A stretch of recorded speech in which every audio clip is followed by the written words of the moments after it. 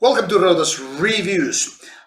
Today's band is by no means a new band, and it's not actually a new album because this one was already released in 2017. Being self-financed CD, this is the third album by this Czech band, or band from the Czech Republic. And it's called Neurotic Machinery, and the album is called Cognitive Dissonance. So, what you can see here is a digipack release, threefold, as you can see, track list in the middle, and here is the back cover where we have this thank you list and whatnot. Inside there are lyrics and obviously the CD and CD case. There's not much to be seen here underneath the CD really, but at least you get the idea how this package looks like. Now, Neurotic Machinery is a very atypical metal band. First and foremost, it's one of those technical progressive metal bands, which is already enough said to make many of you run away and not check out the album. Now, the thing is that meanwhile these bands of this particular subgenre can go totally south. Sometimes they are also very cool bands when it comes to the level of skill, playing the instruments, vocal works and whatnot. But there is also a kind of a dilemma with this kind of a music. And the thing is, what I call is a music college syndrome.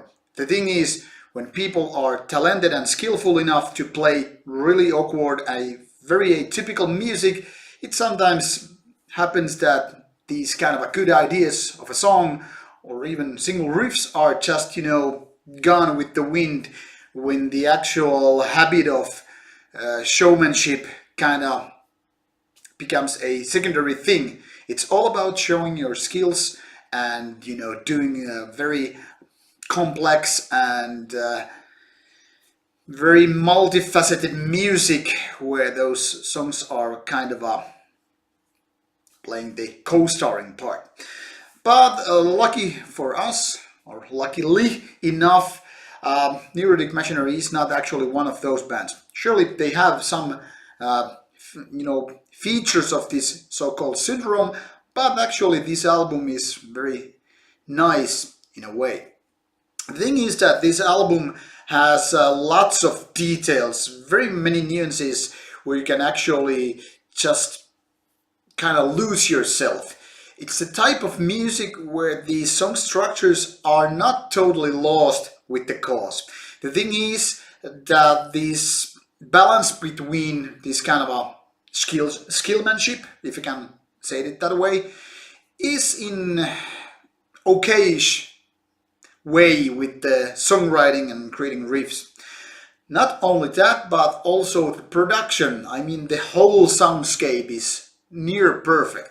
So there are lots of details where you can just listen to bass lines or drums or guitars doing their work, and you can actually find nice details and ideas with each spin.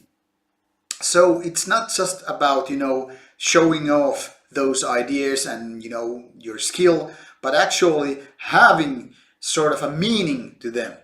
And that combined with the actual idea of creating an album full of songs is pretty nicely done in this album. However, sometimes the band kind of loses itself, having this kind of a competition of sorts with the different instruments, whether it's about bass going there or guitars going here or just drums doing their thing. Sometimes it just seems that the band is almost on the verge of this kind of a destruction, and that is the so-called music college syndrome. But luckily, like I said, it's not totally wasted time, and even if you're not particularly interested in technical way of creating music, this is actually a blend or mix of different genres, mainly about death metal, but also thrash metal and also not so extreme metal. So you might actually find this album at least somewhat interesting.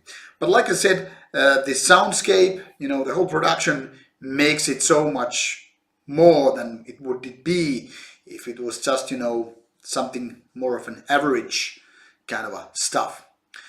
I don't know what else there is to really say about this album. The vocals are probably the weakest part, but that doesn't mean they are bad or mediocre, just not on par with the technicality and the skillmanship of this album. So, if technical progressive metal, even on the kind of extreme genre or part of the metal field, is your cup of tea, give this one a shot. You might be positively surprised. That is all from me. More stuff coming to you soon, and as always, find good albums, listen to them, and stay metal.